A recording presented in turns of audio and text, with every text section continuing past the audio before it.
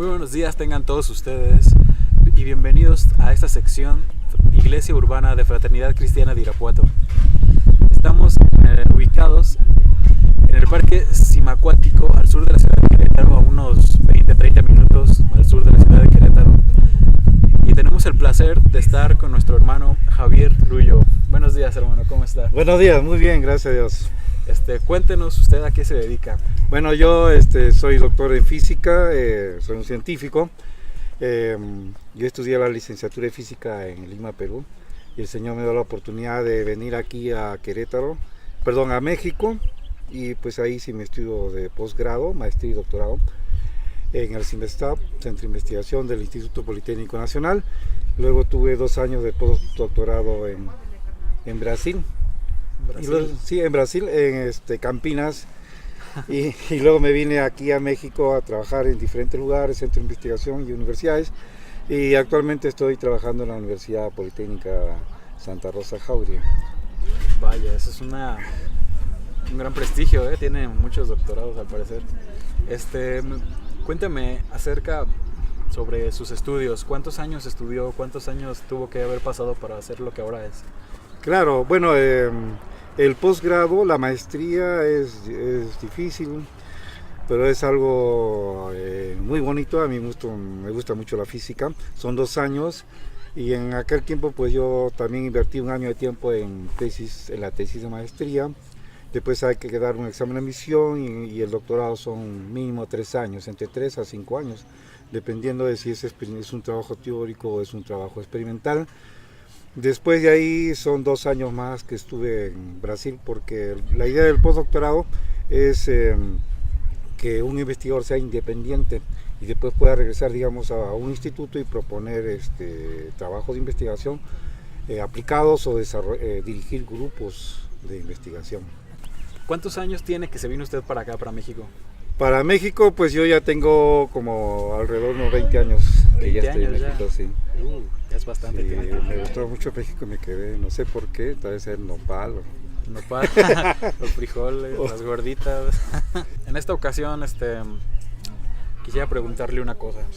¿Existe la partícula de Dios? Bueno, la denominada partícula de Dios no existe como si fuese un secreto de Dios en sí, como que Dios necesitó una partícula para crear el universo. Ese nombre de partícula de Dios le pusieron los periodistas. Esa partícula es una partícula que primero se supuso que existe en una teoría publicada por un investigador Higgs. Entonces esa teoría se publicó en 1960, y para que funcione esa teoría, se llama teoría mecánica de campos, es necesario que exista una partícula, y es denominada bosón de Higgs actualmente, y esa partícula se ha detectado experimentalmente a partir del 2012 en el acelerador de partículas en Suiza, en el CERN. La mayor parte del periodismo, digamos, ha exagerado al decir que esa partícula es como que si el ser humano hubiese encontrado el eslabón perdido, o sea que encontrando esa partícula ya se podría explicar el origen del universo sin Dios. Hay diversas teorías, porque el ser humano siempre se ha preguntado cuál es el origen del universo, hacia dónde vamos, cómo se originó la vida, qué somos, para qué venimos a este mundo. Ajá. Son las preguntas fundamentales que se ha hecho el ser humano en todas las culturas. Bien, entonces ahora la teoría actual, la teoría digamos que más coincide con los datos experimentales, es la teoría de la gran explosión, en inglés es Big Bang. El llamado Big Bang. Sí, exactamente. Sí.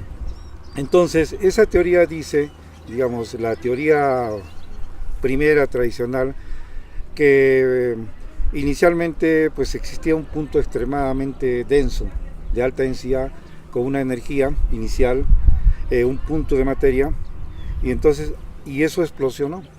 Entonces a partir de esa explosión, con la ley de la física, como por ejemplo la ley de la gravitación universal, las leyes por ejemplo de la electricidad y magnetismo, primeramente pues se generó la luz, se generaron las partículas, después los átomos. Se puede explicar el origen de las galaxias, el origen de los cuerpos celestes. Bien, pero queda la interrogante, ¿y de dónde apareció ese punto inicial? ¿De dónde? Cuando uno se va hacia tiempos más cortos, ultra cortos, estoy hablando de 10 a la menos 20 segundos, 10 a la menos 40 segundos, hay un principio de la física que nos limita a ir hacia más atrás porque hay mucha incertidumbre, que es el principio de Heisenberg. Inicialmente esta teoría de la gran explosión era una teoría clásica, o sea, no estaba, digamos, una teoría de la gravitación no estaba, digamos, unida con la mecánica cuántica que surgió después, alrededor de 1928, con la ecuación de Schrödinger. Entonces, alrededor de 1960, un físico, Higgs, él dijo que todos los campos, por ejemplo, si nosotros tenemos un imán, el imán afecta el espacio que lo rodea, de tal manera que si tú acercas otro imán, es atraído. Entonces, ese espacio que es afectado por el campo magnético se le llama, ese espacio que es afectado por el imán se le llama un campo magnético. Entonces, por ejemplo, si yo agarro una piedra, por ejemplo, y la suelto, se cae porque la Tierra la atrae. Entonces decimos que la Tierra produce un campo gravitacional. Bien, ese campo actúa sobre todos los cuerpos. Bien, entonces ahora ese campo, dijo este físico, está cuantizado. ¿Qué significa? Que está formado por muchas partículas. No era una idea nueva, ya esa idea la había dado Isaac Newton y después lo dio Max Planck con la teoría de los cuantos. Bien, entonces, para que funcione esa teoría, se tenía que suponer que existía una partícula denominada el bosón. El bosón es una partícula pesada de masa. Mira, la luz se comporta como una onda. Por ejemplo, cuando tú tienes una cuerda y levantas así la cuerda y se produce una onda. Y la onda transmite energía, o cuando tiras una piedra en un estanque se producen olas, o las olas del mar. Las olas llevan energía. La luz se comporta como una onda, pero también se comporta como una partícula, como una bala, también se comporta así. Pero no es onda ni es partícula. No sabemos lo que es. Se dice que tiene una naturaleza doble. Naturaleza, onda, partícula. Bien, entonces, ahora un poquito de luz. Una partícula de luz se llama fotón. Fotón. Y el fotón no tiene masa. Tiene, digamos, su masa en reposo es cero. Bueno, entonces, de la misma manera que un fotón es un bosón, pero es más grande, más pesado. Entonces, esa teoría comenzó a funcionar, y esa teoría, digamos, sirvió para encontrar, por ejemplo, lo que se llaman los quarks. Los quarks son partículas que forman el protón. El protón no es una partícula elemental, es una canica que adentro tiene 3 canicas, cada canica es un quark. El electrón sí es una partícula fundamental. Entonces, esa teoría, para que funcione, supuso que debía existir una partícula llamada bosón, en 1960. No se contaba con los equipos, se unieron los países europeos como Alemania, Francia, Inglaterra. Entonces juntaron un gran capital, y en Suiza existe lo que se llama el acelerador. O sea, en el sótano, digamos en la tierra, a una cierta profundidad hay un anillo. Ese anillo tiene un radio de 27 kilómetros y dentro está hecho el vacío. Y ahí se ponen protones, se ponen electrones que giran a gran velocidad y chocan unos con otros. Al chocar unos con otros se producen una serie de partículas, se lo detecta. Y de esa manera, en 2012 se encontró esa partícula, se midió experimentalmente el bosón de Higgs. Y entonces los periodistas comenzaron a decir que era la partícula de Dios, o sea, era lo que faltaba. Entonces, si encontramos esa partícula, se podía explicar el origen del universo. Entonces se juntó la teoría de la gran explosión, se juntó con la mecánica cuántica. Y entonces trataron de juntar, digamos, lo que es la gravedad, la relatividad con la mecánica cuántica. Y eso lo hizo un físico inglés, que él es discapacitado, tiene una enfermedad, se llama Stephen Hawking. Entonces él dijo que la teoría de la gran explosión realmente no se originó a partir de un punto. Ya con este descubrimiento de la partícula de Dios, del bosón de Higgs, realmente no es una partícula de Dios, sino que es una partícula de la teoría de Higgs. De esa teoría, las teorías son aproximadas, tienen un cierto grado de validez, se cumplen solamente para cierto tipo de experimentos, ¿no? La teoría actual, el estado actual con esta partícula de Higgs es que ellos modificaron la teoría de la gran explosión, y en vez de decir que se originó a partir de un punto extremadamente denso que explosionó, partió a partir, o sea, en vez de ocurrir así, fue una fluctuación de la nada. Una fluctuación de la nada. Eso dice Hawking. Una fluctuación de la nada. ¿Pero qué le llaman a la nada? La nada es un grupo de partículas y antipartículas. O sea, es un grupo de partículas. No se sabe lo que es. Ellos le llaman la nada, pero esencialmente son partículas. Entonces, eso fluctuó. La mecánica cuántica hizo una fluctuación y eso produjo la gran explosión, y a partir de eso comienzan a explicar. Pero sigue el mismo problema. Necesitas tú, de todas maneras, materia. Necesitas partículas que formen lo que ellos llaman la nada. Entonces yo creo que la misma teoría, el ser humano mismo, está llegando a la misma conclusión. Porque en el libro de Génesis dice que en el principio, capítulo 1, versículo 1, dice que en el principio, Dios creó los cielos y la tierra. Yo lo que creo es que para que pueda, nosotros los científicos dicen que una fluctuación de la nada, y tiene que haber ahí partículas. ¿De dónde salieron esas partículas? Ese hallazgo del bosón de Higgs no resuelve el problema, sigue el mismo problema, ¿no? ¿Quién creó las partículas? Claro, ¿cómo se originaron las partículas? ¿De dónde salieron? Es algo que no podemos resolver.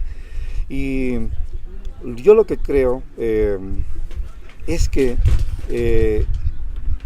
Dios creó todo, Dios creó el universo, creó la vida. Yo creo que el Señor nos ha dotado, digamos, a cada uno de habilidades, de gracia, de talentos para estudiar, y me parece que es un gozo, una alegría, una satisfacción estudiar las obras del Señor, porque uno cuando comienza a ver fotos, hay un telescopio que ha puesto la NASA que gira alrededor de la Tierra. ¿Para qué? Para observar la galaxia, para observar los objetos celestes.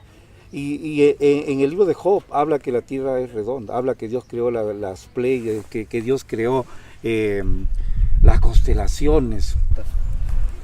Entonces, hermano, la ciencia se contrapone a la religión o la confirma. Más que a la religión, a Dios. ¿Confirma la existencia de Dios o se opone a la existencia de Dios? Yo creo que no se opone. Yo creo que confirma la existencia de un creador. Crear es un acto soberano de Dios. Es una palabra para. Y esa palabra en hebreo eso significa de la nada. De la nada. Generar materia. Los últimos descubrimientos en la física de partículas, en la cosmología, están llegando a la conclusión que tiene que haber un creador. Entonces, ¿hay o hubo científicos que creyeron o tenían su creencia puesta en Dios? O sea, aparte de las ciencias, ellos sabían y conocían de Dios y creían en Él. Sí, claro, por supuesto. Isaac Newton, y digamos, alguien que ha igualado, o quizás es del mismo nivel, o ha hecho más contribuciones a la ciencia, es el científico alemán Albert Einstein. En conclusión, ¿existe o no existe la partícula de Dios? Bueno, no existe una partícula de Dios como tal, y la Biblia es bien clara. En el libro de Génesis dice, en principio Dios creó los cielos y la tierra. Lo que se ha encontrado es una partícula de una teoría que ha inventado el ser humano para tratar de explicar el origen del universo, y hubo una exageración de parte del periodismo que no está metido pues ellos en la ciencia, que para tratar de vender más le llamaron la partícula de Dios. Ajá. Pero no es la partícula de Dios. No existe. No existe. Hermano Luyo, ¿usted cómo glorifica a Dios en su trabajo o por medio de su trabajo? Bueno, Dios me dio la oportunidad el privilegio de estudiar lo que más me gusta, la física. Entonces, yo vine por eso, para estudiar la física. Al principio no creía en Dios, luego me convertí al Señor. El Señor también tiene misericordia de los científicos. Entonces, yo glorifico a Dios en el trabajo a través de la enseñanza. Enseño yo a jóvenes, trabajo con jóvenes, y en las clases que yo doy de las diferentes materias de la ingeniería, por ejemplo, automotriz, ingeniería de metrología industrial, siempre que tengo la oportunidad, siempre hablo de Dios, que hay un creador. Entonces, y trato de incentivar a los jóvenes a que estudien la ciencia o estudien diferentes, que desarrollen sus habilidades, pero que no nos apartemos del Señor. Entonces, para mí, la universidad es un campo misionero. En la universidad hablo del Señor, y de esa manera trato de darle la gloria y honrarlo a Él. Okay. ¿Usted qué mensaje qué mensaje tiene usted para la gente que no ha conocido de Jesús, para que lo reciba, para que se acerquen a Él? No a la religión, no a una religión, sino que se acerquen a Jesucristo, pues. ¿Qué le diría usted a esa gente? Bueno, yo les diría a todos que Dios es bueno, que pues Él nos ama, de tal manera nos ha amado, que dio la vida de su unigénito Hijo, para que todo aquel que en Él crea no se pierda, mas tenga vida eterna. No te resistas, Él te llama de diferentes maneras. Cuando Él te llame, acéptalo, porque sin Dios estamos perdidos, necesitamos al Señor, no podemos llevar una vida apartada del Señor. Solamente en Jesucristo hay salvación. Así es. Pues ahí lo tienen, gente que nos observa. Hermano, pues muchas gracias por esta plática tan interesante, este tema que a muchos de seguro, a más de uno les va a llamar la atención. Pues es un gran tema de gran investigación, y por lo visto usted está también muy bien preparado. Muchas gracias por haber estado aquí en el canal, y pues nada, esperemos que la gente realmente vea cómo también el lado de la ciencia tiene esa creencia o esa firmeza de que Dios existe, de que Dios es parte de nosotros también. De hecho, es todo para nosotros. Entonces, pues muchas gracias por este tema, hermano. Sí. Un placer haberlo Gracias, tenido aquí en que Dios te canal. bendiga, joven. Igualmente, y siga hermano. adelante. Gracias. Pues ahí lo tienen, gente. Pues nos vemos la próxima. No olviden suscribirse al canal, darle like al video, dejar un comentario si les gustó. Se acepta de todo. Y nos vemos la próxima. Dios les bendiga. Hasta luego.